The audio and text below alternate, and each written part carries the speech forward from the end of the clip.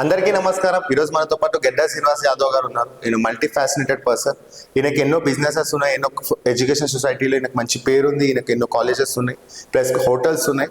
ఇవన్నీ కాకుండా రీసెంట్గా సార్ మనది అమెచ్యూర్ రెస్లింగ్ అసోసియేషన్లో చైర్మన్ అయ్యారు.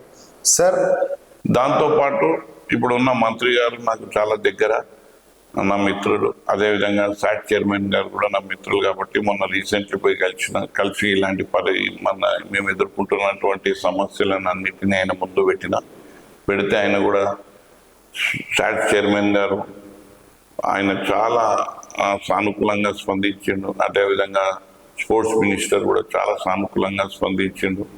అన్న మీరు ఎప్పుడైనా రాండి, మా సహకారం ఉంటుంది. మేము కూడా చేసే బీద పిల్లలకే కాబట్టి మీరు కూడా బీద పిల్లల గురించి అడుగుతున్నారు కాబట్టి ఖచ్చితంగా ఈ రెజ్లింగ్ అసోసియేషన్ని చాలా పటిష్టంగా చేద్దాం. ఈ రంగాన్ని పటిష్టం చేసి మరింత మంది యువకులు కానీ దీనికి ఆకర్షణ అయ్యే విధంగా మనం ఒక ఫండింగ్ మంచిగా జనరేట్ చేసి వాళ్ళకు వసతులు కల్పిద్దామని వారు చెప్పడం జరిగింది. సో నేను ఛార్జ్ తీసుకున్న తర్వాత ఒక గెట్ టుగెదర్ని హోస్ట్ చేసిన నేను ఎగ్జిబిషన్ గ్రౌండ్లో. హైదరాబాద్ సికింద్రాబాద్కి చెందినటువంటి గల్లీ నుంచి పైల్వాన్లు రావడం జరిగింది. అక్కడ మాజీ ఎంపీ గారు అంజన్ కుమార్ యాదవ్ గారు వచ్చిండ్రు. అదేవిధంగా కాంగ్రెస్ పార్టీ కేంద్రం నుంచి సిడబ్ల్యూసి మెంబర్ రఘువీరారెడ్డి గారు వచ్చిండ్రు. వారు ఒక పెద్ద పొజిషన్లో ఉన్నారు, చాలా మంచి హృదయం ఉన్నటువంటి వ్యక్తులు వాళ్ళు. సో వాళ్ళు కూడా ముందుకొచ్చి మా సహకారాన్ని కూడా మీ హైదరాబాద్ రెజ్లింగ్ అసోసియేషన్కి అందిస్తాం, మీరు ఎప్పుడు ఏది కావాలన్నా కానీ మమ్మల్ని సంప్రదించండి, వీలైనంత వరకు మేము మీకు సహాయపడతామని ఆ వేదిక ద్వారా వారు కూడా చెప్పడం జరిగింది. సో ఆ గెట్ టుగెదర్లో చాలామంది పైల్వాన్లు కూడా ముందుకు వచ్చిండ్రు. మేము కూడా కొద్దిగా సహాయపడతాము రెజ్లింగ్ అసోసియేషన్కి ఆర్థికంగా అని చెప్పిండ్రు. వాళ్ళందరూ సహకారం తీసుకొనికే మేము ఇంకా ఒక వారం రోజుల తర్వాత బయలుదేరి దీని యొక్క ట్రాన్స్పరెన్సీగా దీన్ని మెయింటైన్ చేసే విధంగా ఈ కమిటీల నుంచి ఒక 3 సభ్యులను చెక్ పవర్ వాళ్ళకు ఇవ్వడం జరిగింది. జాయింట్ అకౌంట్ ఓపెన్ చేయడం జరిగింది. ఎవరి దగ్గరికి వెళ్ళినా కానీ ఫండ్ మనం ఏ రకంగా సాయం అడిగినా కానీ అది చెక్ రూపంలో తీసుకొని మనము 3 అకౌంటబిలిటీగా మన కమిటీ నుంచి వాళ్ళని నియమించడం. సో ఒక మంచి పద్ధతిగా ఒక నిర్మాణమైనటువంటి ఆలోచనతోని ముందుకెళ్తున్నాం. అదేవిధంగా మేము ఎప్పుడో ఒక పెళ్లిలను, ఒక ఫంక్షన్లను, లేకపోతే ఖాళీ సమయంలోనూ దీని గురించి చర్చించుకునే పరిస్థితి ఇప్పుడు ఉన్నది. అయితే మనం రోజు చర్చించుకోవాలి అని అంటే మనకు ఒక ఆఫీస్ కావాలి.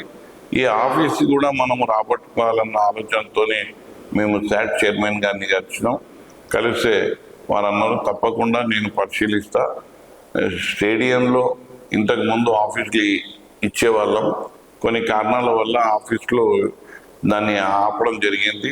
ఈ మధ్య ఇస్తలేము. కాకపోతే మీ హైదరాబాద్ రెజ్లింగ్ అసోసియేషన్ హైదరాబాదే కాబట్టి మా స్టేడియం కూడా హైదరాబాద్లో ఉంది కాబట్టి మీకు ఒక ఆఫీస్ని ఏర్పాటు చేసే ఆలోచన చేస్తాం, మీకు అందించే ప్రయత్నం కూడా చేస్తామని చెప్పి వారు సాట్ చైర్మన్ గారు చెప్పిండ్రు. సో వారికి ప్రత్యేకమైనటువంటి ధన్యవాదాలు.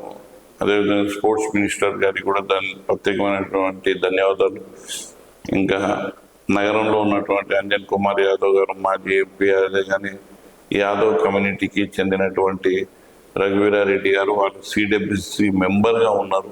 వారు కూడా పూర్తి కమిట్మెంట్తోని నేను సహకరిస్తానని చెప్పడం చాలా సంతోషదాయకం. సో ఈ రకంగా నేను చైర్మన్ అయిన తర్వాత రాజకీయ రంగంలో ఉన్న వాళ్ళను, వ్యాపార రంగంలో ఉన్న వాళ్ళను వాళ్ళ సహకారం కోరడం జరుగుతూ ఉంది. అందరూ సానుకూలంగా స్పందిస్తూ ఉన్నారు. ఈ సానుకూలంగా స్పందించడానికి కారణం ఏంటి అని అంటే మన పైల్వాన్లు, మన రెజ్లర్స్ పైల్వాన్లు చాలా కొద్దిగా గీజాకు, కురాకు అంటే పౌష్టిక ఆహారానికి చాలా ఇబ్బంది పడుతూ ఉన్నారు. ఆ సమస్య నుంచి దూరం చేయాలన్నది మా మొదటి లక్ష్యం. ఇప్పుడు మేము తదుపరి ఈ రాబోయే రోజుల లోపల వీటిపైనే ఎక్కువ ధ్యాస పెట్టి ఆలోచన పెట్టి ఆ కమిటీలో అకౌంట్లో ఒక కార్పస్ ఫండ్ అంటారు కదా, ఒక మూలధనాన్ని ఏర్పాటు చేసి దాన్ని ఇంట్రెస్ట్ రూపంలో బ్యాంకులో పెట్టి ఆ ఇంట్రెస్ట్ వచ్చే వాటిని వీళ్ళకందరికీ ఒక యూనిఫామ్గా వాళ్ళకు పౌష్టికాహారం అందే విధంగా, బీద వాళ్ళకు ముఖ్యంగా అందే విధంగా మా కమిటీ నేను ప్రయత్నిస్తున్నాం. సో కమిటీలు అందరూ సహకరిస్తూ ఉన్నారు. చాలా మంచి ఆలోచనలు మీరు చేస్తుంటారు సార్. మీ అందరికీ మీ ఆలోచనలకు మేము అండగా నిలుస్తామని చెప్పిండ్రు. సో ఈ రకంగా ఈ యొక్క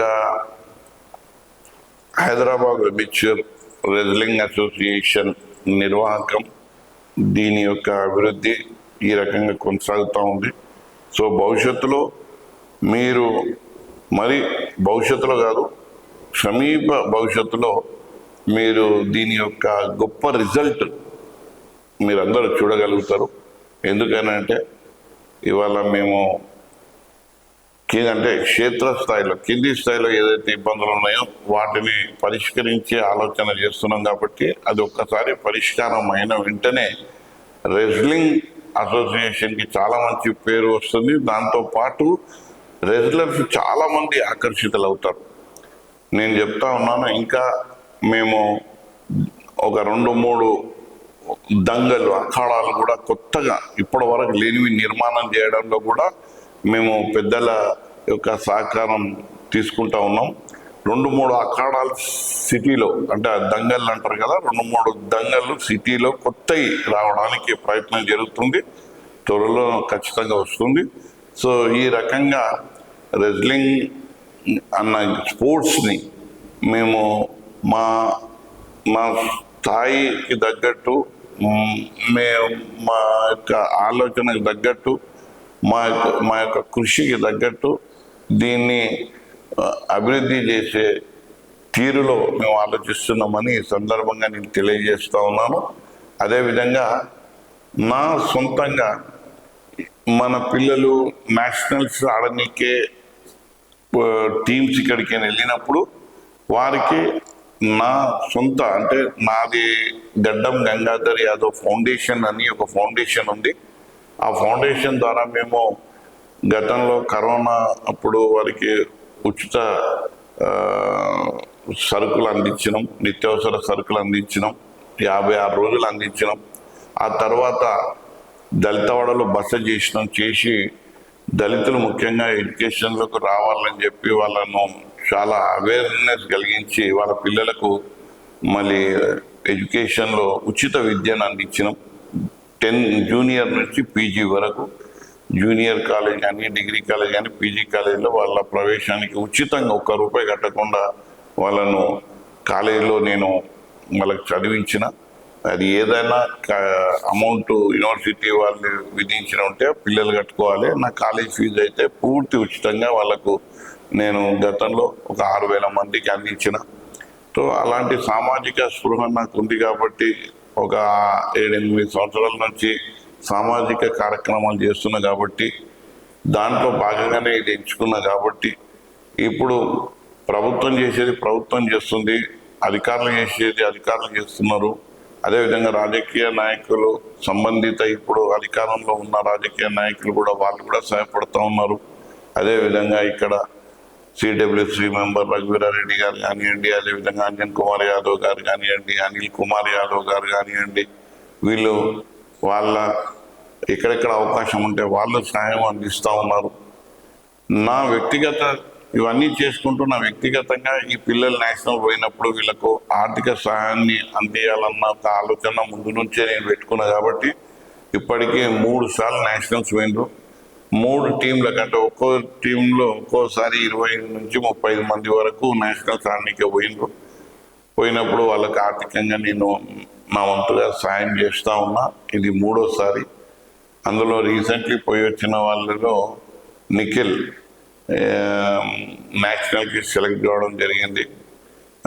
వారికి కూడా ఏంటి అంటే ఉద్యోగం వారికి ఇప్పించే ప్రయత్నం కూడా నేను చేస్తా అని ముందు మా కమిటీకి చెప్పడం జరిగింది. ఎందుకనంటే ఈ రెజ్లింగ్ రంగంలో నిష్ణాతులైనటువంటి వ్యక్తులు కోచ్గా ఉన్నప్పటికీ యువకులు కూడా బాగా రాణించినప్పటికీ నేషనల్ లెవెల్లో టైటిల్ తీసుకున్నప్పటికీ వాళ్ళకు ఆర్థికంగా ఇబ్బందులు తప్పుతలేవు. అంటే వారికి రావాల్సినటువంటి అంటే ఏదైతే ప్రోత్సాహకులు ఉద్యోగాలు అనుకోండి, లేకపోతే ఆర్థిక ప్రోత్సాహాలు అనుకోండి, అవి రావటం లేదు. కాబట్టి వీరికి ముఖ్యంగా ఉద్యోగం కల్పించే ప్రయత్నం నేను చేస్తూ ఉన్నాను. ఇప్పుడు నిఖిల్కి కూడా ఇప్పుడు నేషనల్కి సెలెక్ట్ అయ్యిండు.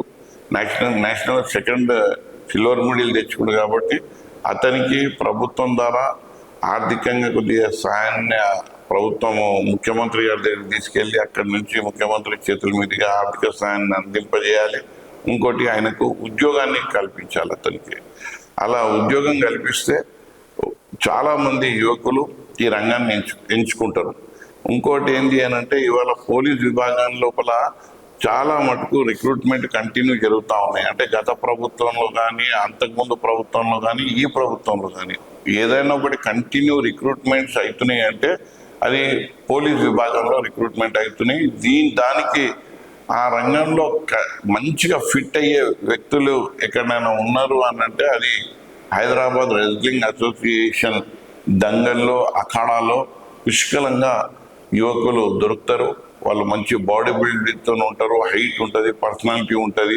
పోలీసు వాళ్ళు ఏదైతే అధికారులు చూస్తూ ఉన్నారో అలాంటి పర్సనాలిటీ మా రెజ్లింగ్ అసోసియేషన్ వాళ్ళు మీకు ఎంతమంది కావాలంటే అంతమందిని అందించడానికి మేము ముందుకు వస్తాం.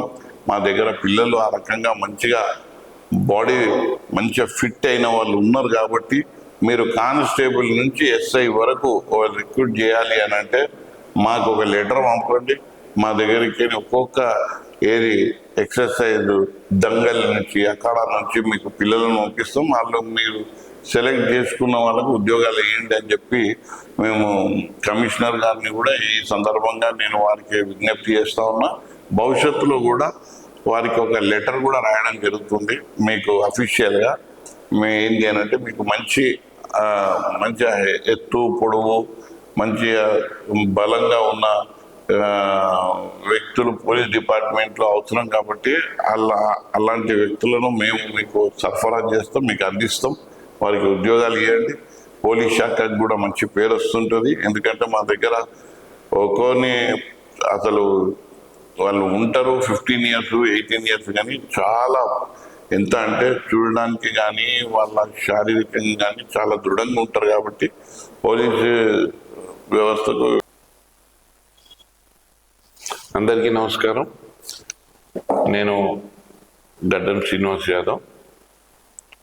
మీ అందరికీ తెలుసు నేను విద్యారంగంలో, వ్యాపార రంగంలో, అదేవిధంగా రాజకీయ రంగంలో నేను కొనసాగుతూ ఉన్నాను. ఈ మధ్యలో రెజ్లింగ్ రంగంలో నేను రావడం జరిగింది యాజ్ ఎ చైర్మన్గా.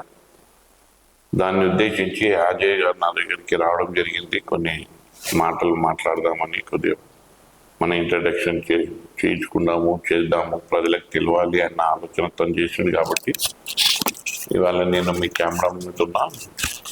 ఇవాళ నా యొక్క వ్యక్తిగతాన్ని, నేను రెజ్లింగ్ రంగంలో రావడానికి గల కారణాలు, వచ్చిన తర్వాత నేను చేసినటువంటి పనులు, అదేవిధంగా రెజ్లింగ్లకి ముఖ్యంగా నేను రావడానికి కారణం ఏంటి అని అంటే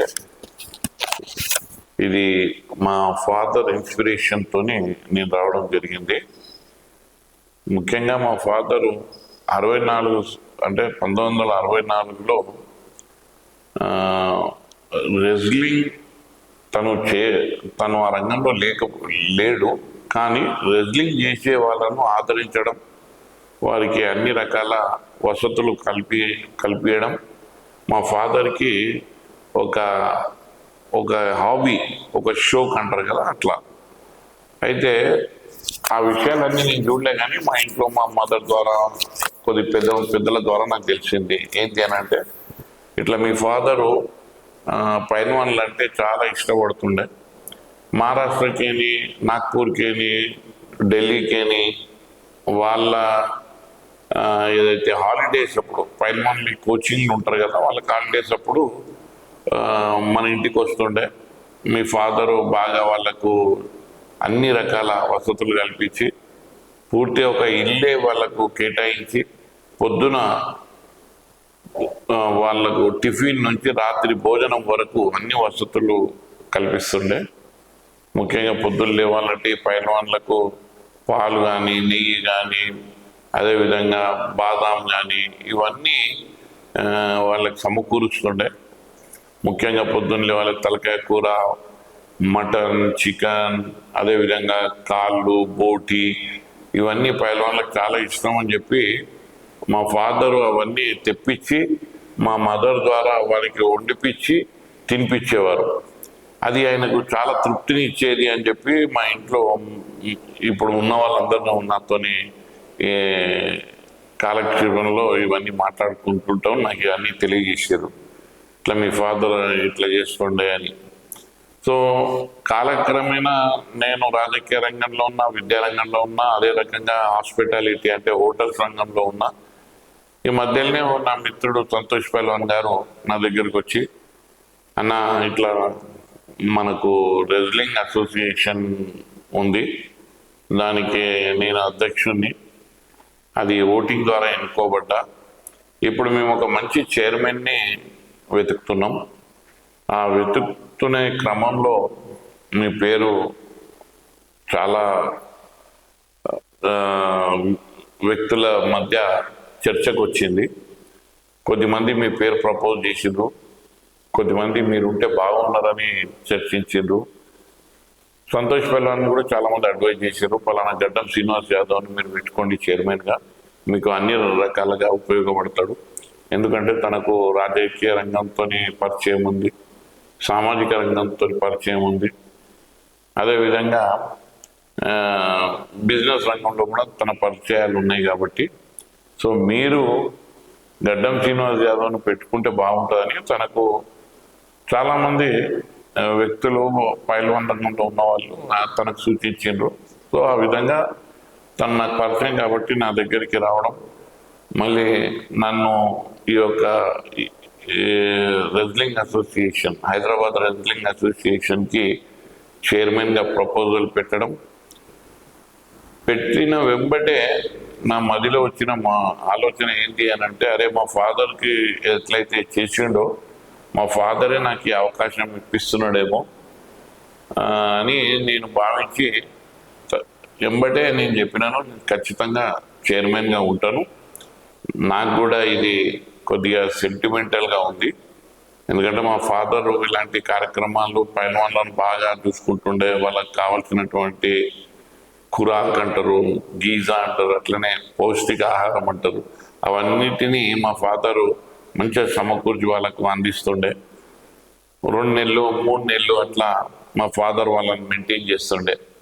చేసిన తర్వాత వాళ్ళు వాళ్ళ దంగల్, వాళ్ళ అఖాడా అంటారు కదా, అక్కడ వెళ్ళిపోయి కూడా అక్కడ ఫాదర్ పేరు చాలా గొప్పగా చెప్పుకుంటుండే. సో మా ఫాదర్ ఇవన్నీ చేసిండు కాబట్టి నాకు మా ఫాదరే ఇలాంటి అవకాశం ఇప్పిస్తుండని చెప్పి నేను దీన్ని ఈ యొక్క ప్రపోజల్ని అందిపుచ్చుకున్నా. వెంబడే చెప్పిన ఖచ్చితంగా చైర్మన్గా ఉంటా, మీకు సహకరిస్తా అన్ని రకాలుగా అని చెప్పి చెప్పడం జరిగింది. వారు వాళ్ళ కమిటీతో అందరితో చర్చించి వాళ్ళ కమిటీ నుంచి ఏకాభిప్రాయంగా ఒక రెజల్యూషన్ తయారు చేయించి, మళ్ళీ ఆ రెజల్యూషన్ నేను చైర్మన్గా నియమింపబడుతున్నాడు అని చెప్పి నా దగ్గరికి రాతపూర్వకంగా తీసుకొని వస్తే దాంట్లో నేను సంతకం పెట్టి ఆ రోజు నుంచి నేను హైదరాబాద్ రెజ్లింగ్ అసోసియేషన్కి చైర్మన్గా కావడం జరిగింది. నేను ఏ విధంగా వచ్చినా అన్న ప్రస్థానం మీకు చెప్పినాను. వచ్చిన తర్వాత నా యొక్క కార్యక్రమం ఏంది, ఎందుకంటే నేను రాజకీయ రంగంలో కూడా విద్యార్థి దశ నుంచి వచ్చిన, అంచెలంచెలుగా ఎదిగి వచ్చిన. నేను ఏమంటారు దాన్ని పారాషూట్గా కానీ రన్నింగ్ బస్ ఎక్కే ఆలోచన కాదు, కష్టపడి సాధించుకునే తత్వం కాబట్టి. సో నాకు కమిట్మెంట్ మీద చాలా విశ్వాసం. నన్ను నియమింపజేసేటప్పుడు వాళ్ళు అడిగిన విషయాలన్నిటికీ నేను మాట రూపంగానే చెప్పిన, కానీ వాళ్ళు నన్ను నియమించుకున్న తర్వాత నా చేతుల విధంగా కూడా వారికి నమ్మకం కలిగింది. అరే ఆ గడ్డం సీనాన్ని ఏదైతే చెప్తాడో అది చేస్తాడు అన్న నమ్మకం, విశ్వాసం వాళ్ళకి కలిగింది. ముఖ్యంగా రెజ్లింగ్ అసోసియేషన్ ఇవాళ చాలా ఇబ్బందులు ఉంది. ఎందుకు అని అంటే మీకు ఒక్క విషయం చెప్తా. ఈ రెజ్లింగ్ అనే పదము, ఈ యొక్క స్పోర్ట్స్ ఏదైతే ఉందో ఇది బీద వాళ్ళ స్పోర్ట్స్. ఇది ఉన్నత వర్గాల్లో పుట్టిన పిల్లలు ఉన్న యువకులు వాళ్ళు దీంట్లో ఎక్కువ మక్కువ చూపెట్టరు. ఎందుకంటే ఇది బీద వాళ్ళే ఎక్కువ మక్కువ చూపెడతారు. కారణం ఏంటంటే ఇందులో డబ్బులు ఏం వెచ్చించబడదు. ఈ స్పోర్ట్స్లో రెజ్లింగ్ కావాలి అని అంటే చేసుకోవాలి మంచిగా అంటే దగ్గరలో ఒక దంగలు ఉంటే సరిపోతుంది. ఇంత 5 రూపాయల నూనె పెట్టుకొని బాడీకి పెట్టుకొని వాళ్ళు ఎక్సర్సైజ్ స్టార్ట్ చేస్తారు. మళ్ళీ వాళ్ళ ఖర్చు ఏమి ఉండదు. అంటే ఈ స్పోర్ట్స్ రంగంలో ప్రవేశించాలి అంటే డబ్బులు అవసరం ఉండవు. కాకపోతే నాకు తట్టిన ఆలోచన ఏంటి అంటే స్పోర్ట్స్లో ఎంటర్ కావడం, స్పోర్ట్స్ ప్రాక్టీస్లో మనకు డబ్బులు అవసరం పడాయి. కాకపోతే ఒక్కసారి ఆ స్పోర్ట్స్ మనం ప్రాక్టీస్ చేసి వచ్చిన తర్వాత మనకు డబ్బులు అవసరం. అంటే దేనికంటే మంచి పౌష్టిక ఆహారం అంటే నెయ్యి, వెన్న, బాదాం ఇలాంటివి బలమైన వస్తువులు ఈ శరీరానికి ఎప్పటికప్పుడు తీసుకుంటేనే మనం చేసిన ఆ యొక్క కష్టం అనేది మనకు కనబడుతుంది. అయితే చాలామందిని నేను ఈ చైర్మన్ అయిన తర్వాత చాలామంది పైల్వాన్లతో ఇట్లనే నేను డిస్కస్ చేసి వాళ్ళని ఒక ఇంటర్వ్యూ లాగా చేస్తే వాళ్ళు ఏం చెప్తారు అని అంటే, అన్న పొద్దున్న లేస్తాము, మేము పొద్దున్న లేచి మేము దంగల్కి వెళ్తాము, బాగా ఎక్సర్సైజ్ చేసుకుంటాము, మళ్ళీ వస్తాము. వచ్చి ఇంట్లో వాళ్ళకి ఏం దొరుకుతాయి? మినిమం దొరికేది అతి గొప్ప పౌష్టికాహారం ఏంటంటే పాలు. ఆ పాలు తాగుతారు, పండుకుంటారు. మళ్ళా వాళ్ళ భోజనం ఎట్లుంటుంది అని అంటే సాదాసీదా భోజనం, అన్నము, పప్పుచారు ఇవే. ఎందుకు? మంచిగా మీరు ఎక్సర్సైజ్ చేసారు, బాగా తినాలి కదా, అవసరం కదా అంటే అన్ని డబ్బులు ఏడున్నాయి అన్నాను. సో ఇది మేము గమనించిన విషయం ఏంటంటే మన హైదరాబాద్ మొత్తం ఈ రెజ్లింగ్ అసోసియేషన్ అంటే హైదరాబాద్కు పెట్టిన పేరు. ఇక్కడ నుంచి హిందువులు కానీ ముస్లింలు కానీ యువకులు ఎక్కువ పెద్ద సంఖ్యలో ఇలాంటి రెజ్లింగ్లోనే వాళ్ళు ఎక్కువ మక్కువ చూపెడతారు, ప్రాక్టీస్ చేస్తుంటారు. సో వాళ్ళ లోపల ఉన్న బలహీనత ఏంటి అంటే డబ్బు లేదు. కాబట్టి మామూలు ఆహారం తీసుకొని వాళ్ళు కష్టపడుతుంటారు. దానివల్ల వాళ్ళకి రిజల్ట్ త్వరగా రాదు. సో దానికి తోడు ఇంకోటి ఏంటంటే వాళ్ళ శరీరం కూడా వీక్ అయిపోతుంటుంది. అంటే బాగా కష్టపడ్డప్పుడు, మెహనత్ చేసినప్పుడు వారికి దానికి తగ్గట్టు మనకు ఫుడ్ ఉండాలి. కానీ ఫుడ్ లేకపోతే మనం చేసిన కష్టం అంతా వృధా అవుతుంది. సో ఇది మేము గమనించినాం. అయితే ముందుగా మేము ఒక గ్రాస్ రూట్ నుంచి పనిచేద్దాం. ముందు ఏంది, ఇవాళ మనము రెజ్లింగ్ అసోసియేషన్ కమిటీ ఎన్నుకోబడ్డది ఓటింగ్ ద్వారా. మళ్ళీ వాళ్ళందరూ వచ్చి నన్ను చైర్మన్ ఎన్నుకున్నారు. ఇప్పుడు మన ముందున్న కర్తవ్యం ఏంటి అని అంటే ఫస్ట్ ఈ యొక్క రెజ్లింగ్ అసోసియేషన్కి ఒక అఫిలియేషన్ తెచ్చుకోవాలి. తద్వారా ఒక బ్యాంక్ అకౌంట్ ఓపెన్ చేయాలి. సో ఇలాంటి బ్యాంక్ అకౌంట్ ఓపెన్ చేయాలి అన్నప్పుడు నేను వాళ్ళకి యునానిమస్ చెప్పిన, ఈ బ్యాంక్ అకౌంట్ ఎప్పుడు ఓపెన్ చేసినా నేను ఒక ₹1,00,000 అందులో డిపాజిట్ చేస్తా నా వంతుగా. ఒకసారి ఆ ₹1,00,000 డిపాజిట్ చేసినాక మళ్ళీ మనము ఈ బ్యాంక్ అకౌంట్తోని చాలామంది ఇప్పుడు మా ఫాదర్ లాంటి వాళ్ళు, నా లాంటి వాళ్ళు అంటే క్రీడా రంగాన్ని ఎక్కువ ఆసక్తిగా దగ్గరగా చూడాలి, వాటిని ప్రేమించాలన్న వాళ్ళ దగ్గరికి వెళ్దాం, కొద్దిగా ఫండ్ కలెక్ట్ చేద్దాం. ఆ ఫండ్ కూడా ఏంటంటే రెజ్లింగ్ అసోసియేషన్ పేరు మీదే చెక్ని అడిగే విధంగా మనం అకౌంట్ తెరుద్దాము అన్న ఆలోచన అందరం చేయడం. ఆ రకంగా అకౌంట్ తెరవడం, అందులో నేను ₹1,00,000 డిపాజిట్ నిన్ననే అకౌంట్ వచ్చింది. చేయబోతున్న ₹1,00,000 చేసిన తర్వాత నాతో పాటు మా వైస్ చైర్మన్ గారు కూడా ఉన్నారు. ఆయన కూడా ఆర్థికంగా బాగున్నాడు. అతను కూడా కొద్దిగా అమౌంట్ ఇస్తా అన్నాడు. ఇలా మేమిద్దరం చేసి మళ్ళీ ప్రజల దగ్గరికి ఎవరైతే పెద్ద నాయకులు ఉంటారో లేకపోతే ఈ స్పోర్ట్స్ ని బాగా ప్రేమించే వాళ్ళు ఉంటారో వాళ్ళ దగ్గరికి వెళ్ళి వాళ్ళ పేర్ల మీద టోర్నమెంట్ చేయించి వాళ్ళతోని కొద్దిగా డబ్బును తీసుకొని ఈ బ్యాంకులో డిపాజిట్ చేసి తద్వారా ఎవరైతే బీద పిల్లలు ఉంటారో వాళ్ళకు పౌష్టికాహారం, మంచి భోజనము, మంచి ఒక బలం చేకూర్చే విధంగా ఉండే వస్తువులను వాళ్ళకి అందిద్దామన్న ఆలోచనతోని ఈ యొక్క ఫండ్ జనరేట్ చేయబోతున్నాం. వీళ్ళు ఉపయోగపడతారు. సో ఈ రకంగా ప్రతి కార్యక్రమాన్ని తీసుకుంటున్నాం.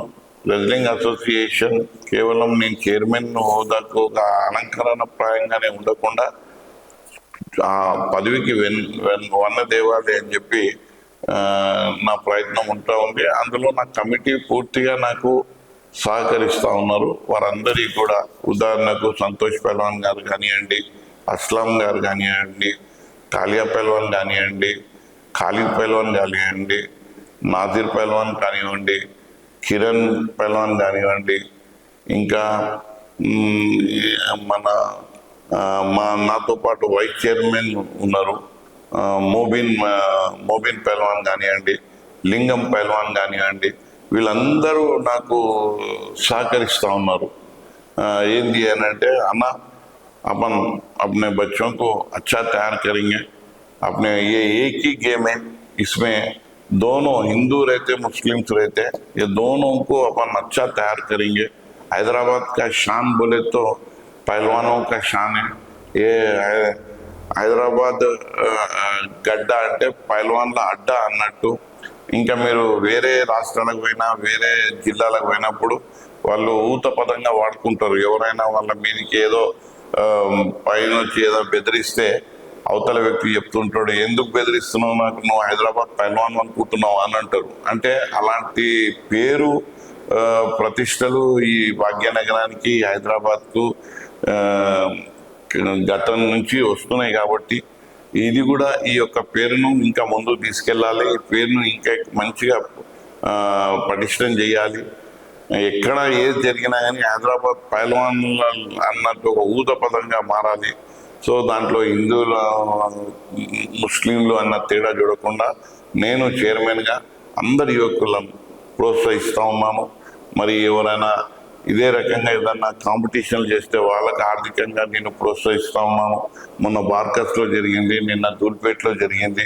ఎక్కడ నాకు కార్డు వస్తే, నాకు ఇంటిమేషన్ వస్తే అక్కడే ఉట్టి చేతులతో పోకుండా వాళ్ళకి ఏదో ఒక ఆర్థిక సాయం చేయాలి, పైల్వాన్లకు మేలు జరగాలి. అదేవిధంగా అసోసియేషన్స్ కూడా చాలా అసోసియేషన్స్ ముందుకు వస్తున్నాయి. పాపం వాళ్ళు కాంపిటీషన్స్ పెట్టాలని మంచి ఉద్దేశంతో, మంచి ఆలోచనతో ముందుకు వస్తారు. కానీ వాళ్ళ దగ్గర ఆర్థికంగా వాళ్ళ దగ్గర ఆ స్తోమత లేకపోవడం, ఆర్థిక బలం లేకపోవడం వల్ల వాళ్ళు అరకొర కాంపిటీషన్స్లను నిర్వహిస్తూ ఉన్నారు. అట్లా కాకుండా నేను వాళ్ళకి ఏదో నా వంతుగా ఒక ప్రోత్సాహం కలగాలి అని చెప్పి ఆర్థికంగా సాయం చేస్తూ ఉన్నా. నేను అదేవిధంగా ఈ యొక్క అజయ్ ఇవాళ ఎక్స్క్లూజివ్ ఏంటి అని అంటే, తనది పైల్వాన్ల గురించే ఈ ఛానల్ పెట్టిండని నాకు ఇప్పుడే తను చెప్పిండు. చాలా సంతోషం. గత 5 సంవత్సరాల నుంచి అజయ్ ఈ కార్యక్రమాన్ని చేపట్టిండు. ఇది కూడా మాకు బలాన్ని ఇస్తుంది, ఇది కూడా మాకు గొప్ప ప్రచారాన్ని ఇస్తుంది, ఇది కూడా 4 వ్యక్తులను ఈ యొక్క రెజ్లింగ్కి పరిచయం చేపిస్తుంది ఈ మాధ్యమం, మీడియా. అజయ్కి కూడా నేను ధన్యవాదాలు తెలియజేస్తా ఉన్నా. ఇలాంటి కార్యక్రమం చాలా వినూత్నంగా తీసుకున్నాడు. ఏంటంటే ఓన్లీ పైల్వాన్ని ఆయన ఇంటర్వ్యూ చేస్తాడు. నాకు ఇప్పుడు నా దగ్గరికి వచ్చినప్పుడు నీది ఏం ఛానల్ అని అంటే, అది ఛానల్ పేరు కూడా పైల్వాన్ అనే పెట్టిండు. అయితే నేను ఆ ఛానల్లో చూస్తే చాలామంది జఫర్ పైల్వాన్ని కానివ్వండి, ఇంకా కాలియా పైల్వాన్ని కానివ్వండి, నాజిర్ పైల్వాన్ని కానివ్వండి, కిరణ్ పైల్వాన్ని కానివ్వండి, సంతోష్ పైల్వాన్ని కానివ్వండి, అది ఖాలిద్ పైల్వాన్ని కానివ్వండి, మహమూద్ పైల్వాన్ని కానివ్వండి, ఇలాంటి చాలా మంది ఆయన వీడియోలో నాకు చూపెట్టిన అందరు ఇంటర్వ్యూ తీసుకుంటుండ్రు. ఇది చాలా గొప్ప విషయం. ఎందుకంటే అందరం కలిసి ఈ యొక్క రెజ్లింగ్ అనేది హైదరాబాద్లో పుట్టింది, హైదరాబాద్లో పెరుగుతుంది, హైదరాబాద్కే ఒక వన్నె తెచ్చింది రెజ్లింగ్. అదే ఇప్పుడు నేను చెప్తున్నాను కదా, ఏ దేశంలో పోయినా కానీ హైదరాబాద్ పైల్వాన్ మీరు అని అన్నట్టు అంటారు. సో దాన్ని కొనసాగించాలి, ఆ సంస్కృతిని. దాన్ని మంచిగా పటిష్టంగా ముందు తీసుకెళ్ళాలన్న ఆలోచనతోని, ఉద్దేశంతోని, సంకల్పంతోని నేను ఈ యొక్క పదవిని తీసుకున్నా. ఇప్పటివరకే చాలా వరకు మేము ఒక్కొక్కటిగా చేసుకుంటూ వచ్చినాం. చాలా సంతోషం. ఇవాళ ఈ సాయంకాలం పూట నా దగ్గరికి అజయ్ వచ్చి దీనిపైన మీరు చైర్మన్ అయినారు కాబట్టి ఒక ఇంటర్వ్యూ కావాలన్నారు.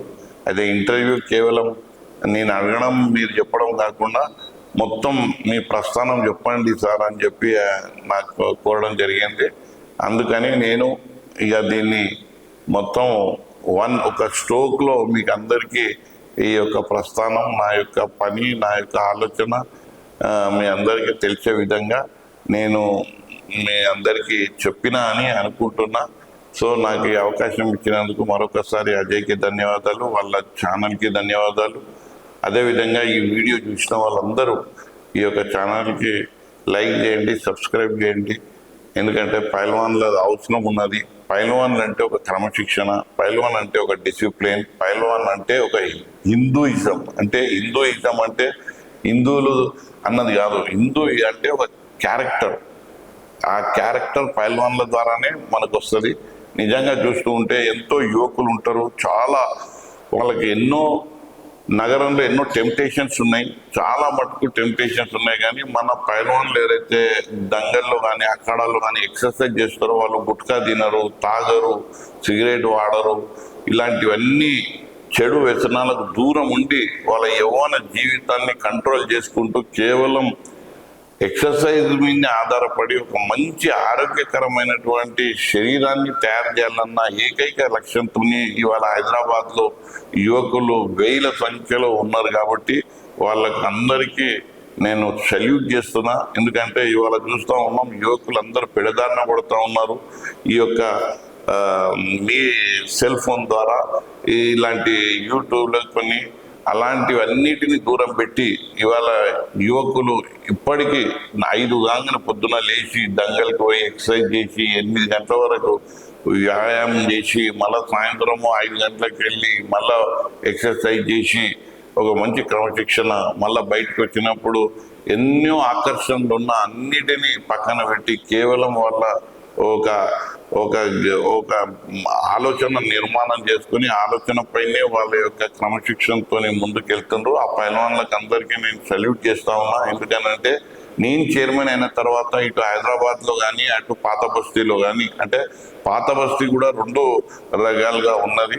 ఒకటి న్యూ